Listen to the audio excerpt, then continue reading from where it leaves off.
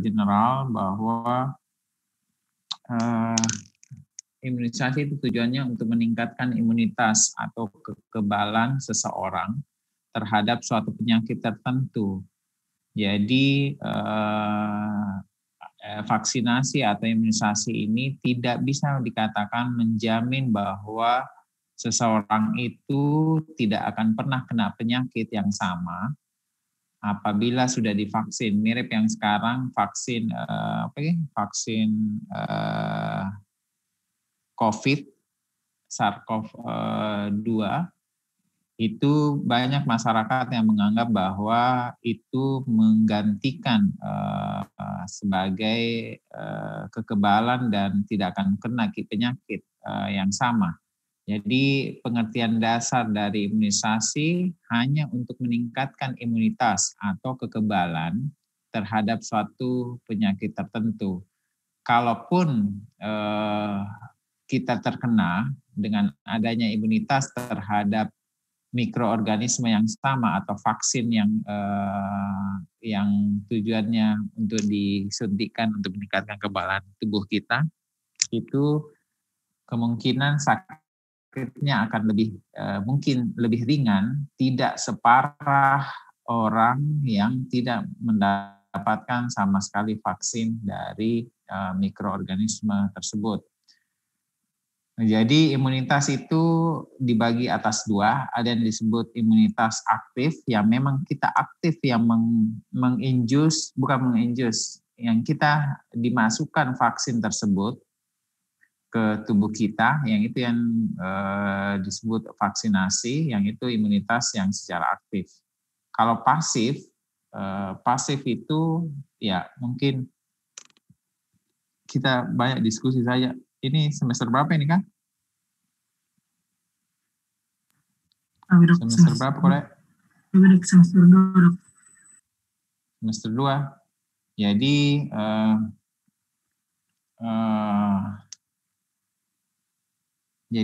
tahu gitu yang apa yang dimaksud imunitas pasif, imunitas yang siapa ketua kelas ini? Dok. Ya, imunitas aktif apa? Pasif. Kalau pasif apa? Dok.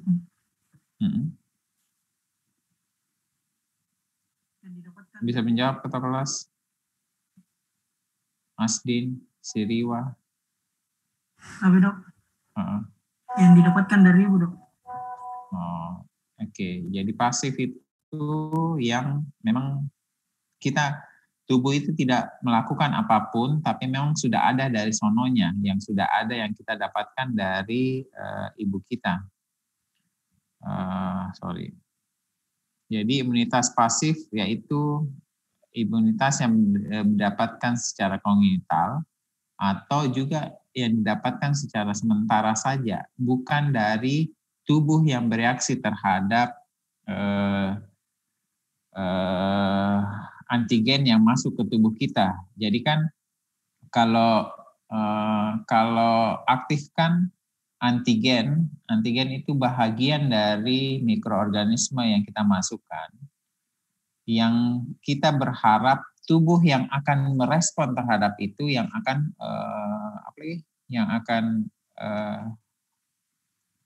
dihasilkan oleh tubuh terhadap antigen yang masuk ke tubuh kita. Jadi istilah kasarnya, kalau vaksinasi aktif, kita masukkan antigen dalam. Ini hari keberapa, Mini? Kuliah? Dok, hari keempat, Dok. Baru keempat ya? Yang dasar-dasarnya sudah ada toh? Kalau benda asing masuk, apa yang respon tubuh? Jadi begitu ceritanya. Jadi imunitas aktif itu kayak proses benda asing yang masuk. Tapi benda asing yang kita sudah hilangkan sifat patogenitasnya. Yang kita hilangkan dia kalau antigen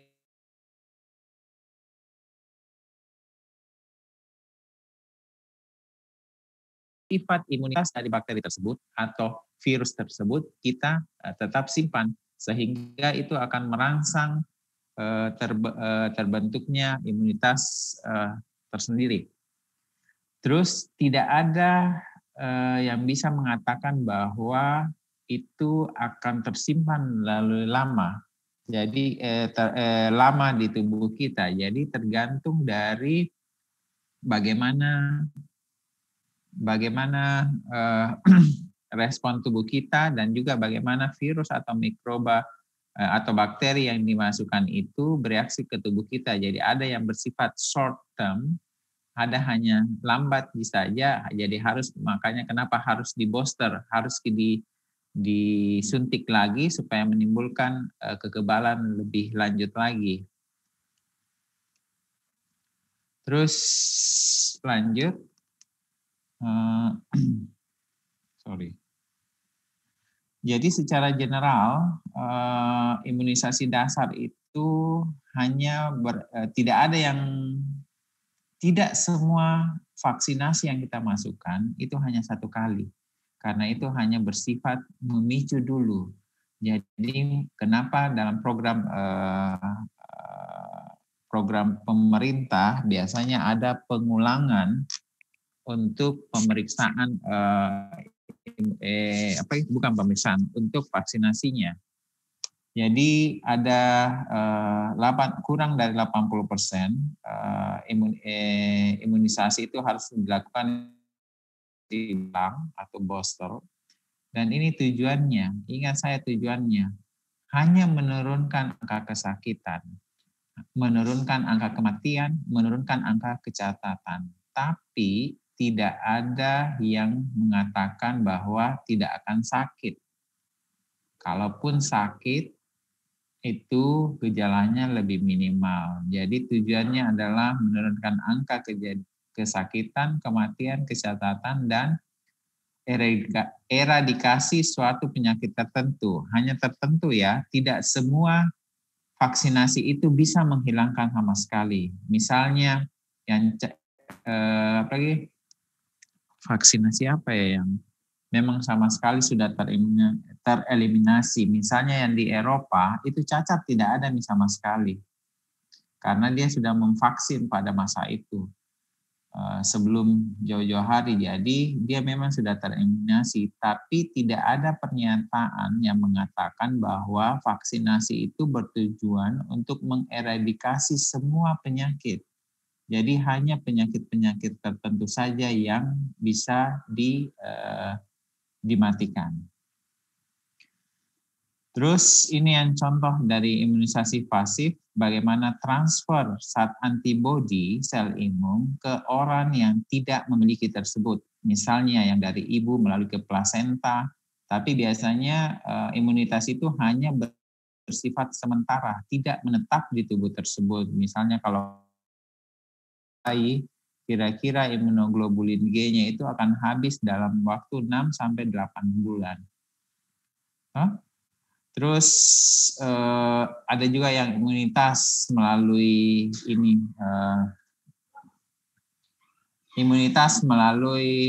itu sustagen mama. Kau tahu itu sustagen mama? Siriwa? Kau tahu aja?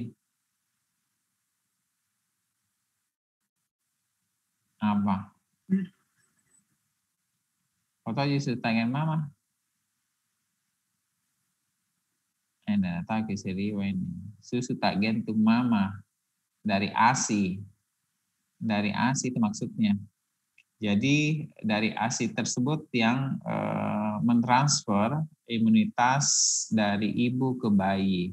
Itu bisa yang kolostrum yang ASI yang awal, dan juga bisa imunitas yang bersifat spesifik, misalnya lisosim atau interferon.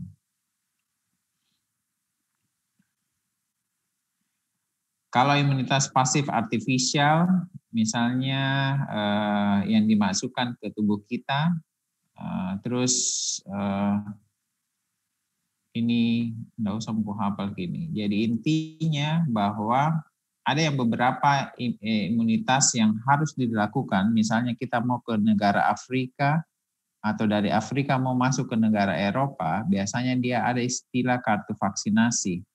Sama juga yang mungkin ada beberapa adik-adik sudah haji di sini atau haja atau pergi umroh, harus ada vaksin yang kita lakukan karena itu melalui standar yang mereka menganggap bahwa banyak kejadian-kejadian misalnya di haji itu meningitis. Jadi kadang kita berikan dan dilakukan vaksinasi meningitis sebelum Anda berangkat. Dan juga ada misalnya tempat-tempat lokasi tertentu, biasanya orang Eropa itu kalau mau ke Indonesia atau negara-negara tropis, biasanya itu dikasih imunisasi, tapi hanya bersifat sementara, makanya dia dikatakan imunitas pasif. Sumber-sumber dari antigen sangat banyak, ada yang kan mungkin adik-adik sudah mengikuti selama pandemi ini, ada yang beberapa jenis vaksin COVID. Ada yang mRNA-nya yang diambil, untean RNA-nya yang diambil. Ada yang bentuk whole-nya, maksudnya virusnya, bentuk virusnya yang diambil. Ada cuma untean RNA-nya yang diambil. Jadi tergantung jenis dari mikroorganisme yang dijadikan vaksin. Jadi ada yang hanya bentuk mikroorganismenya, ada juga yang dalam bentuk enzimnya yang dikandung atau RNA atau DNA yang dimiliki oleh mikroorganisme tersebut. Jadi ada yang bersifat natural, ada yang dilemahkan, dan ada juga yang dimatikan. Kalau yang dimatikan, jangan beranggapan bahwa kalau dimatikan itu virus, tidak ada efek vaksinnya, tapi bukan itu maksudnya. Dia dimatikan mikroorganismenya, tapi sifat imunitasnya, meskipun dia sudah mati, tapi ada kandungan imunitas di dalam tubuh, di dalam mikroorganisme tersebut yang bisa merangsang tubuh kita untuk membentuk antibodi yang spesifik terhadap vaksin tersebut. Oke? Jadi intinya vaksin yang kita masukkan, saat yang kita masukkan itu merangsang, bukan bentuk betul-betul antibodi yang dimasukkan. Jadi dalam hal ini kalau vaksinasi itu adalah antigen yang dimasukkan, bukan antibodi. Antigen inilah yang akan bereaksi dengan tubuh kita, akhirnya membentuk antibodi yang sesuai atau yang spesifik terhadap antigen yang dimasukkan. Jadi vaksin yang dilemahkan atau yang dimatikan, sifat patogenitasnya yang kita hilangkan atau dimatikan. Tetapi sifat imunogenitasnya, istilah-istilah ini mengerti juga Tode? Apa yang masuk patogenitas? Siriwa, Ciwa. Asdin, dan saudaramu di Unhas. Ada kakakmu di Unhas? Tidak ada, Dok. Tidak, oh tidak ada. Sama gitu nama apa deh, Siriwa. Saya panggil Ciwa. Ciwa, kau tahu pengertiannya patogenitas, Ciwa? Iya, Dok. Apa? Yang dapat menyebabkan penyakit, Dok. Oke. Sesuatu yang dimiliki atau kemampuan dari mikroorganisme untuk menimbulkan penyakit. Itu yang dihilangkan dalam vaksin. Tapi sifat imunitasnya atau sifat toksinnya, kalau bentuknya dalam bentuk toksin, kan bakteri itu biasanya atau virus kalau mau masuk ke tubuh kita tidak mesti harus badannya yang masuk. Bisa tubuhnya ini menghasilkan toksin. Toksin inilah yang diambil sebagai vaksin, tapi sifat toksisitasnya mirip di patogenitas, kemampuan toksin dalam menyebabkan penyakit itu dihilangkan sama sekali. Jadi baik kuman maupun toksin yang dihasilkan dari mikroorganisme, baik yang dilemahkan atau yang dimatikan, semuanya dihilangkan sifatnya itu,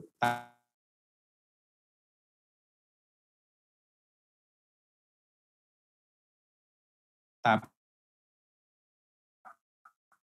Terus katakan suatu vaksin yang efektif, dia akan menginduksi imunitas yang tepat. Jadi kita harus bersyukur dengan apa yang diberikan oleh Allah Subhanahu wa taala ke tubuh kita, bahwa apapun yang masuk ke tubuh kita yang pertama kali pasti akan ada sistem pertahanan tubuh kita.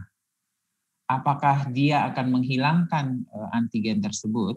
Tapi dalam hal ini, kita berbicara vaksinasi. Dia akan mengenali, tubuh kita akan pertama kali berkenalan dengan keluarnya antibodi itu.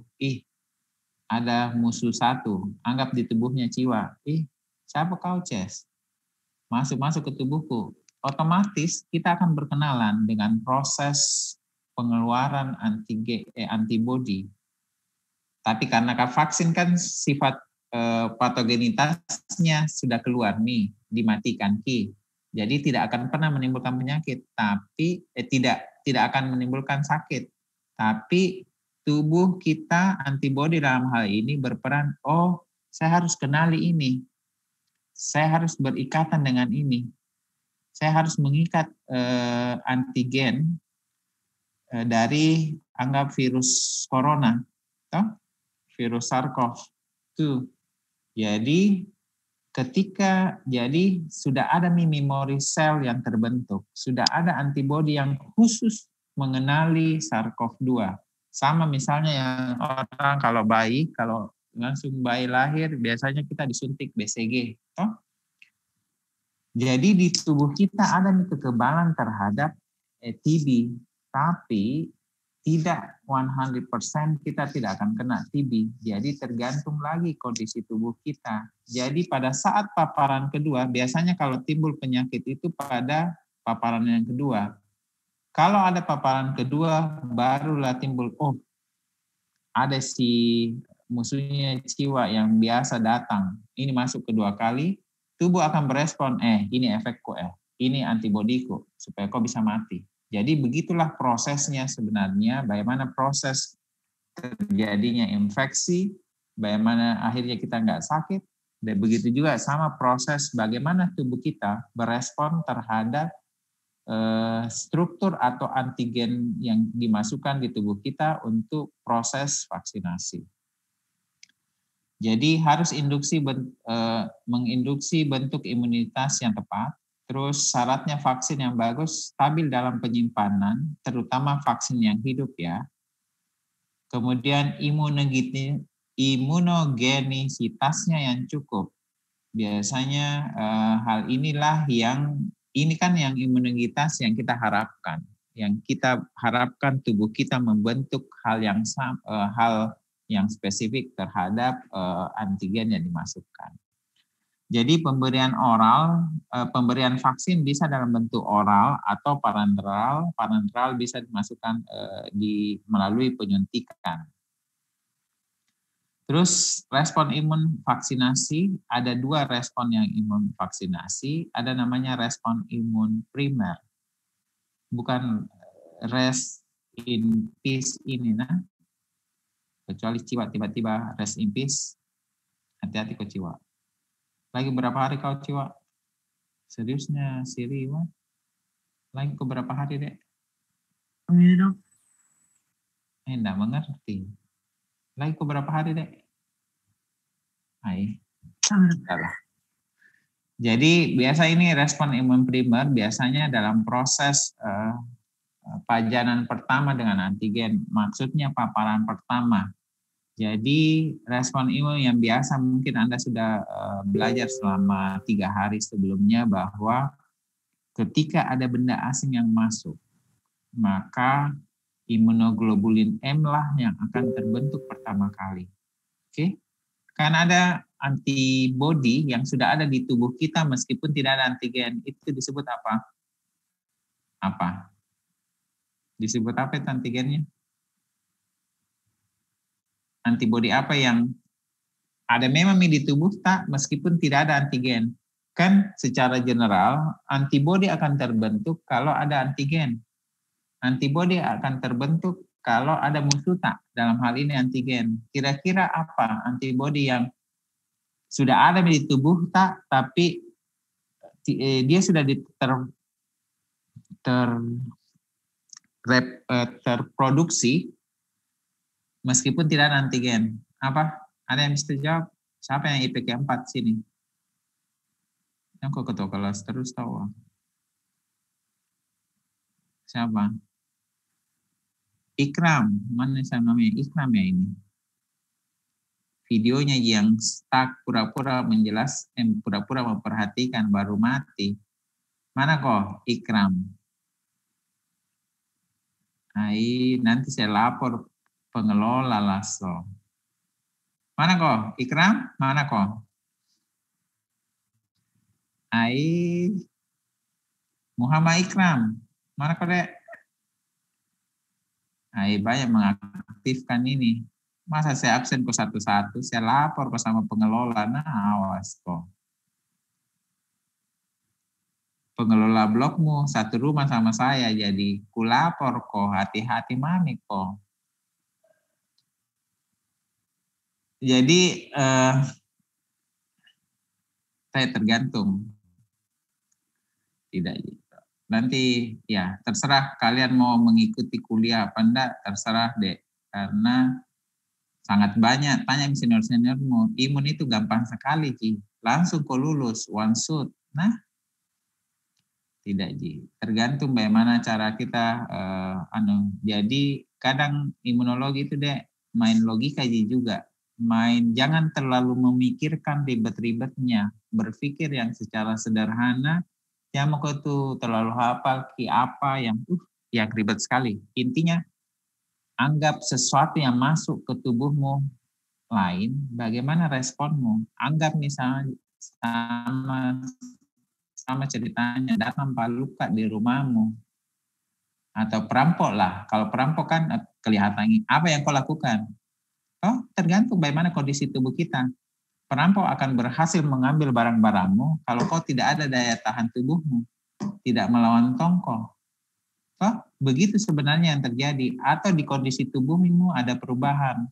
Jadi saya kembali ke materi. Saya nggak peduli Ikram masih hidup apa enggak. Masih hidup di kayaknya dong. Tapi enggak tahu uka barangkali yang ikut kuliah.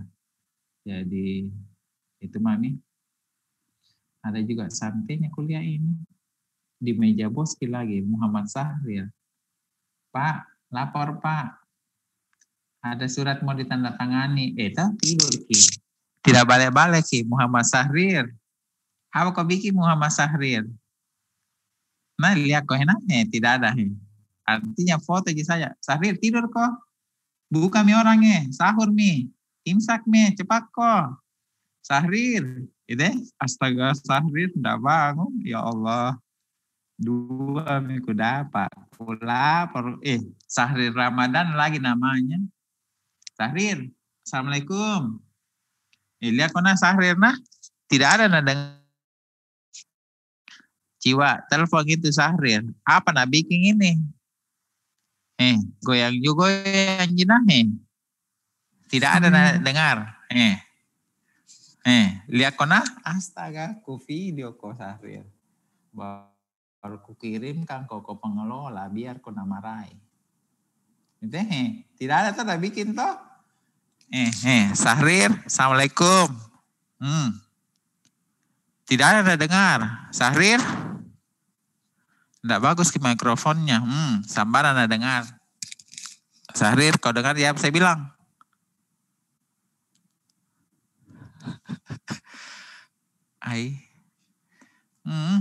Ternyata tidak ada dengar. Sahril, sudahlah. Macam-macam ini mahasiswa sekarang aktif saja tapi tidak ada dengar. Sahril, apa kau bilang Sahril? Sahril? Tapi iya dok. Maka bertanya Sahril, apa kau bikin dari tadi? Kau tidak dengar kuliahku? Tapi iya dok. Keluar mi air liurku ini. Makro mi puasaku gara-gara kau. Panggil kau. Apa syaratnya vaksin? Apa syaratnya vaksin supaya bagus Ki, Dek? Supaya efektif Ki? Tidak mengikuti kuliah. Apa, Syahrir? Garu-garu mau kepala.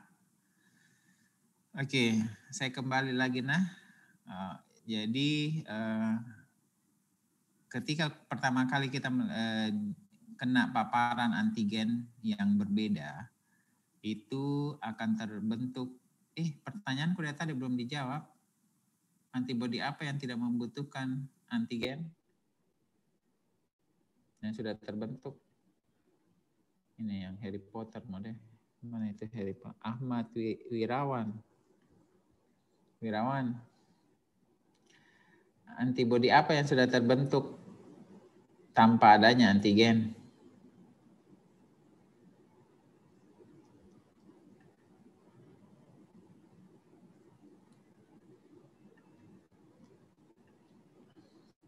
Alvito, jawab Pak Alvito. Mau hadiri acara ini Kak Alvito? Buka puasa bersama. Rapimu, pakai batik kok. Apa Alvito? Tabe dok, imunoglobulin M dengan imunoglobulin D dok tabe. Oke, mantap. Jadi, tapi untuk proses vaksinasi pada paparan yang pertama kali, tubuh akan otomatis menghasilkan imunoglobulin M. Dari adanya produksi imunoglobulin M ini, maka akan terbentuk sel-sel memori baik di sel B maupun di sel T. Jadi pada saat kena yang penyakit atau paparan antigen yang sama, maka yang banyak diproduksi itu adalah imunoglobulin G. Dan lebih banyak berperan adalah kemampuan dari sel T, bukan dari sel B. Oke, jadi banyak terbentuk sel-sel efektor dan sel-sel memori juga. Tujuan dari booster adalah untuk mempertahankan jadi ada kan beberapa vaksinasi yang bukan cuma satu kali diberikan. Kalau satu kali itu misalnya cuma TBC yang BCG. Tapi yang kayak polio sama hepatitis biasanya itu kita lakukan vaksinasi booster atau ulangan untuk mempertahankan respon imun yang efektif. Dan karena yang saya sudah sampaikan tergantung dari antigennya, seberapa lama dia bertahan, maksudnya seberapa lama antigen itu memicu tubuh kita menghasilkan antibodi. Dan antibodi itu seperti yang saya sampaikan, banyak yang tergantung dari masa ada yang hanya bisa diberikan satu kali dan ada yang harus di booster karena untuk tetap mempertahankan bagaimana respon imunnya yang efektif terhadap paparan antigen yang sama. Terus tapi vaksinasi itu dipengaruhi beberapa faktor, misalnya faktor genetik hostnya, kemudian bagaimana status imun host. Host ini artinya di tubuh kita. Jadi bisa saja imunitas maternal dapat menurunkan menurunkan respon imun, misalnya antibodi terhadap campak. Umur di bawah 2 bulan dan manula biasanya responnya tidak terlalu bagus. Kemudian penggunaan atau pasien-pasien yang mengalami defisiensi imun. Misalnya ada defisiensi imun secara kogenital, nanti ada materi tersendiri, apa saja penyakit-penyakit yang menimbulkan imunitas kogenital, kemudian nutrisi, jadi tergantung juga dengan nutrisi kita. Yang gizi jelek bisa mempengaruhi bagaimana keberhasilan dari vaksinasi yang kita masukkan. Kemudian kalau defisiensi imun, artinya memang tidak ada faktor sesuatu yang bisa terangsang akibat atau menyebabkan tubuh kita menghasilkan antibodi yang spesifik untuk vaksin. Jadi dia kontraindikasi terhadap pemberian vaksin hidup. Paling yang kita kasih yang vaksin-vaksin yang sudah dimatikan, bukan yang dilemahkan. Kemudian juga dipengaruhi oleh faktor genetik host. Semakin bagus diharapkan responnya baik, tergantung bagaimana kondisi tubuh kita. Ada yang memberikan respon yang baik, ada yang cukup maupun ada yang rendah sama sekali. Jadi kita harapkan kualitas dan kuantitas vaksin itu tergantung bagaimana cara pemberiannya, bagaimana dosis dan frekuensi dan interval pemberian, terus bagaimana jenis vaksinnya, apakah vaksin yang hidup atau vaksin hidup ini artinya vaksin yang dilemahkan saja. Tapi bukan berarti dilemahkan dia akan berkembang setelah masuk di tubuh kita.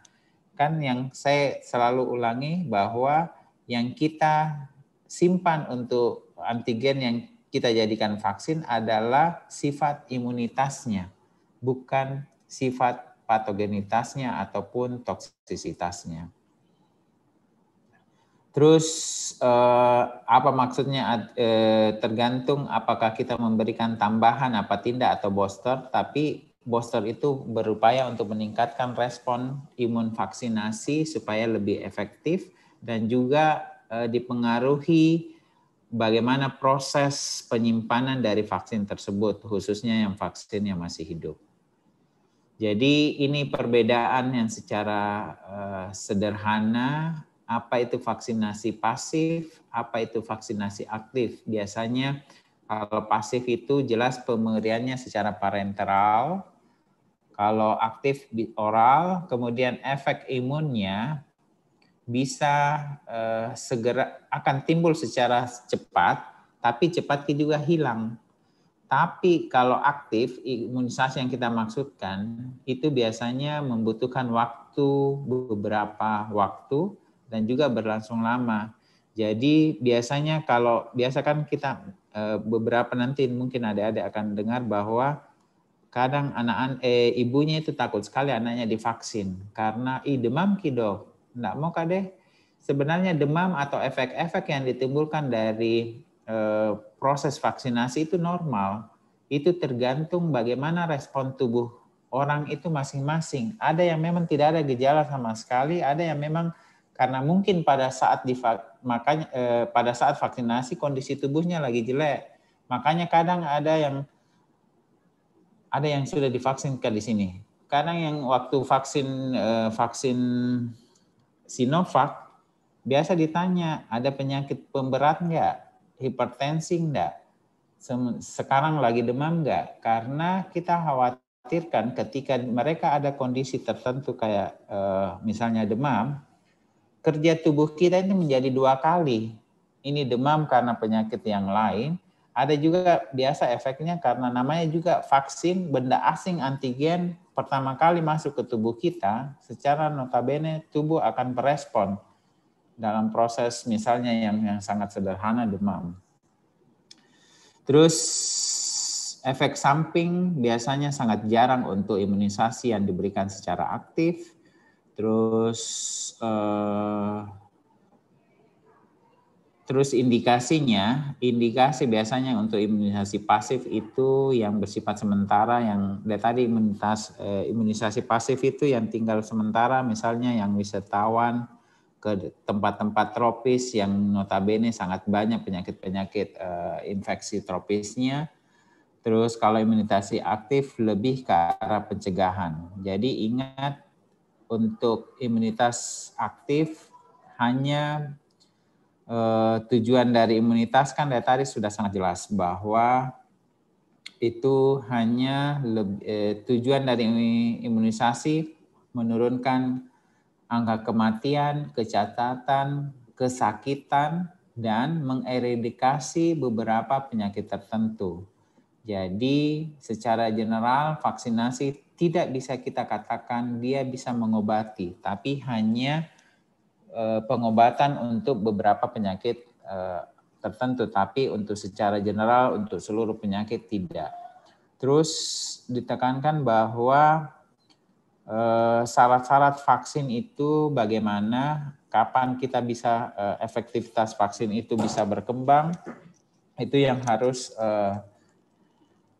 diperhatikan. Kemudian apa yang sebenarnya yang terjadi pada proses vaksinasi. Ada dua respon yang terjadi, respon imun primer pada saat paparan pertama, yang dalam hal ini lebih banyak kita berbicara mengenai kemampuan tubuh bereaksi terhadap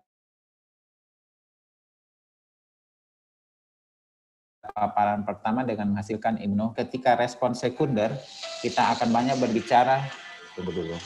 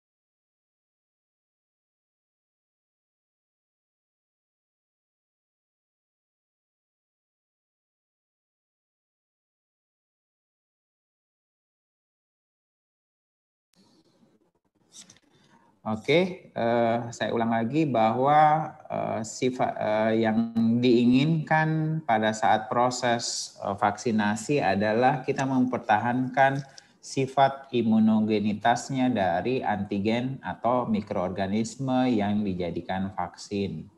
Jadi sifat patogenitasnya kita hilangkan, sifat apa lagi? Toksisitasnya yang menyebabkan orang sakit kita hilangkan, tapi yang dipertahankan sifat imunitasnya yang bisa merangsang tubuh kita menghasilkan antibodi yang spesifik untuk vaksin tersebut. Kemudian ada beberapa faktor yang menyebabkan yang bisa beberapa faktor baik dari kondisi tubuh maupun genetik dari host yang menentukan keberhasilan dari vaksinasi. Misalnya adanya defisiensi imun, adanya penyakit imunokompresi, supresi, artinya penyakit-penyakit yang menekan proses daya tahan tubuh kita atau imunitas yang di tubuh kita. Terus bagaimana perbedaan dari sifat imunitas secara pasif dan aktif. Saya rasa itu pengantar dari saya, mungkin lebih ke arah kita diskusi saja. Nah, ini Asahra Laras dari tadi diskusi. Bagaimana Larasati? Asahra Larasati berdua kok di situ? Yus, yang ribu. Apa Larasati? Tapi dok. Sama siapa kok? Ribut sekali kok. Tapi dok sama teman-teman di Yang kau tanyakan? Iya. Iya. Ada yang kau mau tanyakan, Dek? Tapi tidak ada dok. Oke. Mungkin ada yang lain mau bertanya, Dek. Alvito. Pintar sekali nih Alvito. Mau pergi buka puasa. Tapi dok, bisa izin bertanya dok? Tidak mau izinkan kok. Iya, silahkan. Tapi dok, mau bertanya dok yang mengenai ini dok, vaksinasi COVID. Misalkan sebelumnya ada seseorang dok yang sudah terinfeksi pertama kalinya COVID. Nanti kira-kira itu dok, apakah ketika pemberian vaksin cuma 1 kali dok, atau kita tetap berikan 2 kali dok?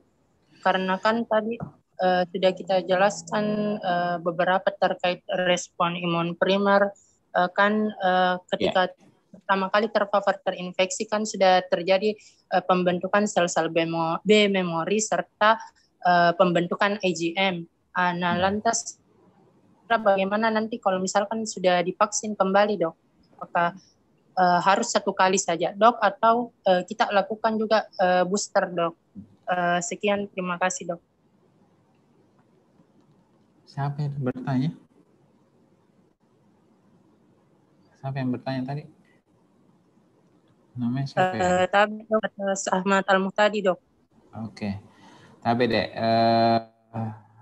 yang pertama yang harus sebenarnya dilakukan adalah apakah antibodi itu masih ada apa tidak setelah kita terinfeksi. Jadi pada dasarnya kalaupun kan ini kenapa harus saya ambil contoh saya pasien COVID 2 kali, tapi pada COVID pertama saya itu tidak terbentuk antibodi. Pada COVID yang kedua malah antibodi saya banyak terbentuk sampai berlebih lah. Jadi pada dasarnya kalaupun mau vaksin tidak masalah, lebih bagus ada banyak masuk dan ikuti saja sesuai dengan aturan yang maksudnya aturan yang berlaku untuk pemberian vaksin. Jadi ada kan dan kita juga namanya juga ini SARS-CoV-2 ini masih belum jelas seberapa lama dia tinggal di tubuh kita. Makanya ketika kita diwawancara untuk vaksin, sebaiknya orang yang divaksin setelah dia terinfeksi lebih dari 3 bulan. Karena masih kita asumsikan bahwa antibodinya pada saat dia kena masih ada selama proses 3 bulan itu. Jadi kenapa dia divaksin setelah 3 bulan? Ya masih tanda tanya ya. Karena kita nggak tahu bagaimana sebenarnya respon tubuh terhadap SARS-CoV-2 ini fenomenanya masih tersembunyi. Makanya mereka menganggap bahwa maksudnya berdasarkan hasil-hasil diskusi dan hasil penelitian yang nampak, makanya dianjurkan orang yang habis kena COVID lebih dari 3 bulan baru divaksin. Kalaupun divaksin, itu tidak apa-apa dia dapat vaksin, kemudian dia di booster lagi 1 bulan kemudian, tidak apa-apa. Sekarang itu aturannya sekarang pemerintah karena melihat beberapa kasus bahwa di vaksin pertama hari pertama, kemudian 2 minggu lagi, itu tidak terlalu jauh maknanya untuk meningkatkan imunitas. Makanya mungkin SARS-CoV ini membutuhkan waktu yang lama sehingga tubuh kita bisa berespon untuk menghasilkan antibodi SARS-CoV-2. Makanya sekarang dipakai jarak intervalnya itu untuk vaksin yang ada di Indonesia ya, Sinovac itu kita kasih range sampai bukan saya ya, WHO sama pemangku kebijakan memberikan estimasi 28 hari. Jadi 1 bulan jaraknya. Jadi enggak masalah deh. Tapi makanya pada saat di screening kan kita divaksin kalau mau divaksin tidak serta-merta maka vaksin suntik Kak. Tidak, karena akan di screening apa penyakit penyertanya. Kalau ada alergi enggak boleh dikasih karena kita belum tahu bagaimana perjalanan dari virus ini terhadap tubuh kita. Jadi pada dasarnya silahkan divaksin dengan kondisi badan yang sehat, terus akan di screening baik-baik deh. Kalau ternyata meskipun kamu masih muda tapi ada penyakitmu yang lain, misalnya tekanan darahmu tinggi, tidak akan pernah dikasih. Ada banyak beberapa peserta yang divaksin, pertama kali di screening, dia di tensi tinggi karena malah laki, bukan karena penyakitnya. Jadi itu juga yang harus dipertimbangkan. Tidak ada permasalahan deh. Karena belum jelas apa dia tinggal di tubuh tak.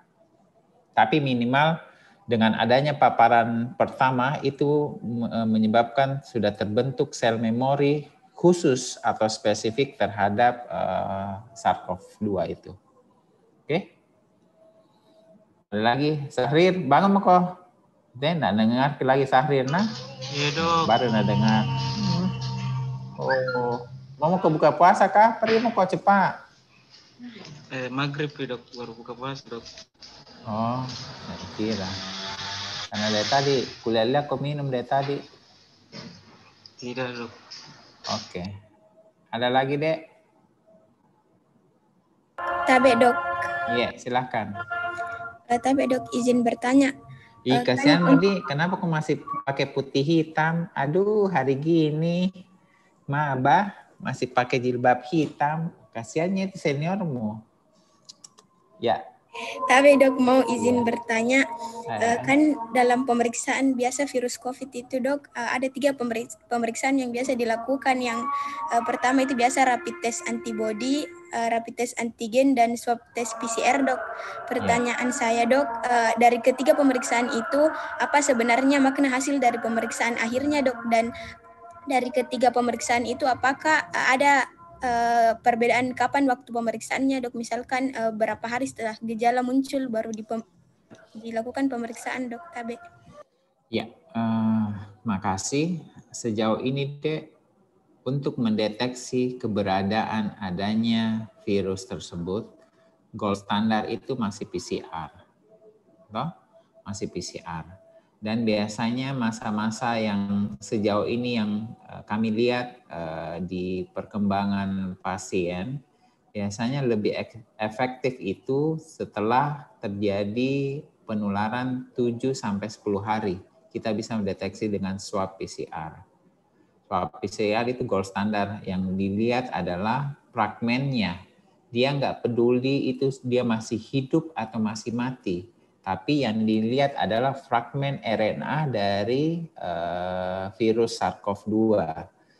Sedangkan antibody itu bukan saya mengatakan itu tidak sensitif atau spesifik. Karena apapun kita belum yakin bahwa rapid antibody itu memang spesifik terhadap SARS-CoV-2 yang dihasilkan. Dan namanya juga proses rapid, kalaupun antibody yang kita mau mengharapkan dan kebetulan spesifik, itu kira-kira membutuhkan 3-4 minggu bahwa baru bisa dideteksi. Itu pun setelah kita terinfeksi. Kan antibody itu terbentuk, antibody terbentuk setelah ada antigen toh. Dan yang rapid yang sebelumnya yang kita periksa itu belum ada yang rapid testnya secara spesifik. Antibody kan itu rapid antibody kan itu bukan pakai pemeriksaan secara, pernah dengar ELISA enggak? Pemeriksaan laboratorium lebih. Ini kan yang kayak tes kehamilan, Ji. Itu sangat banyak faktor yang bisa menyebabkan hasilnya false positif. False negatif. Seharusnya dia positif, ternyata dia negatif. Jadi sangat tidak dianjurkan untuk rapid antibody. Mengenai swab antigen juga itu kan rapid.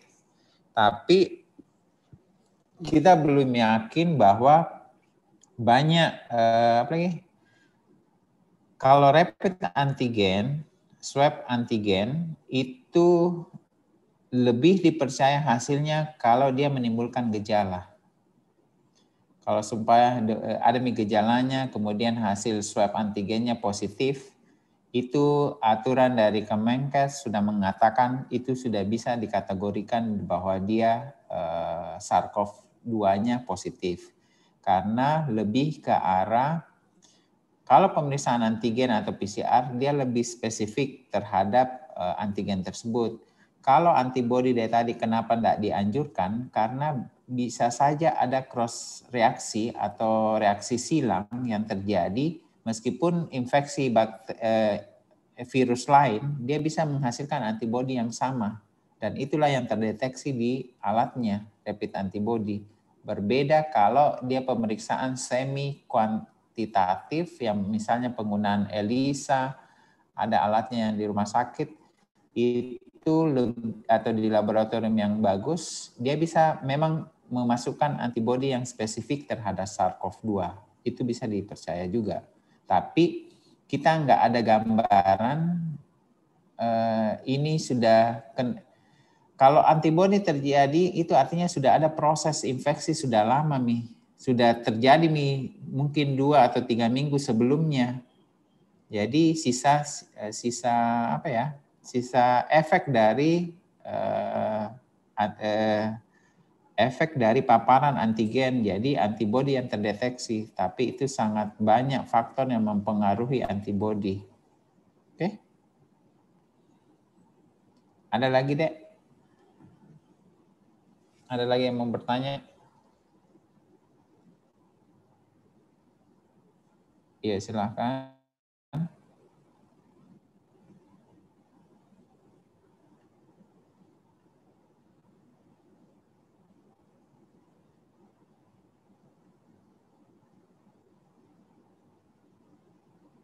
Siapa itu bertanya?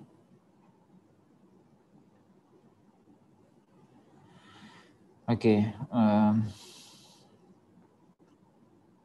proses kenapa Ebola HIV. Yang pertama, adik, yang harus ditahu adalah itu kan kalau virus, Dek, agak sulit ditumbuhkan. Ada ada namanya cell culture. Kayaknya hanya beberapa laboratorium yang bisa menumbuhkan itu, dan itu yang harus ditangkap dulu, itu yang harus ditumbuhkan dulu. Terus proses terjadinya pembentukan vaksinasi itu membutuhkan waktu yang lama. Beda kasusnya ini yang SARS-CoV-2 ya, karena orang langsung cepat-cepat segera membentuk atau mendeteksi, menemukan virusnya dengan mudahnya. Tapi kayak virus Ebola kan lebih banyak di daerah Afrika, dan kita tahu sendiri bagaimana bukan kemampuan. Yang pertama itu sulit mengembangbiakkan virus itu, dan untuk membentuk vaksin itu sangat banyak proses yang dibutuhkan. Bisa sampai 20 tahun atau 30 tahun yang dibutuhkan untuk menghasilkan vaksin. Belum lagi proses uji cobanya, fase 1, fase 2, fase 3. Jadi yang saya bisa jawab adalah untuk HIV sama Ebola sulit mengembangbiakkan bahwa itunya. Yang banyak kita periksa adalah efeknya dari virus tersebut, tapi virusnya yang sulit ditangkap atau yang dihidupkan di kultur. Oke? Ada lagi, Dek? Tapi Dok, izin bertanya Dok. Iya, silahkan. Tapi Dok, ada kasus Dok, seseorang yang terpapar COVID Dok sebanyak 2 kali Dok. Paparan yang pertama Dok dinyatakan sembuh, dan paparan yang kedua Dok, yang ini yang agak berat Dok sehingga mengakibatkan kematian. Pertanyaan saya Dok, apakah ini yang bermasalah ini di sistem imunnya atau bagaimana Dok? Seperti yang kita ketahui bahwa kan di paparan pertamanya sudah ada sel memori Dok. Tapi ya, oke. Mudah-mudahan jawaban saya tidak salah ya, karena ini Dek, secara 50% pasien yang mengalami OTG, OTG itu orang tanpa gejala itu ada kerusakan permanen di paru kita. Meskipun tidak, makanya kenapa beberapa pasien itu kalau sudah kena COVID kayak cepat lelah. Namanya juga kerusakan primer permanen, itu tidak akan mengembang. Jadi kalau ada bintik-bintik putih, dia akan sulit kerusakan permanen itu berdasarkan, saya lupa jurnal apa yang mengatakan Jadi 5% dari pasien OTG itu sudah mengalami kerusakan primer. Terus yang karena adanya kerusakan primer ini ditambah dengan ada sasaran yang kedua lagi, itu prosesnya lebih berat lagi, Dek. Jadi yang seperti yang saya sampaikan, daya tahan tubuh memang ada antibodi terbentuk, tapi apakah yakin kita dengan paparan pertama itu sudah terbentuk? Saya sebagai contoh, saya kena Juli, kena lagi September, ternyata selama Juli sampai September tidak ada antibodi saya terbentuk. Karena saya rencana itu hari mau donor plasma, ternyata tidak bisa karena tidak ada antibodi terbentuk. Jadi kita nggak yakin bahwa terbentuk antibodi. Kalaupun terkena antibodi, terbentuk antibodi, kita nggak yakin dosisnya antibodi itu cukup melawan virus yang baru masuk lagi, paparan kedua. Ditambah sudah ada kerusakan permanen yang awalnya meskipun tidak terdeteksi, tapi ditambah dengan mungkin varian yang mengenai dari SARS-CoV yang paparan kedua lebih ganas atau ditambah kerusakan primernya sudah ada, kondisi tubuh yang lain kita nggak tahu juga sudah mulai mengalami kerusakan, ditambah ada lagi SARS-CoV itu kan berespon banyak lagi, tapi karena kurangnya, karena melemahnya sistem daya tahan tubuh kita, akhirnya ya sudah ujung-ujungnya arah kematian. Dan juga sempat kami diskusi dengan beberapa ahli dari tempat lain yang S2 toh, apa itu acetyl yang S2 yang itu yang banyak. Tunggu dulu ya.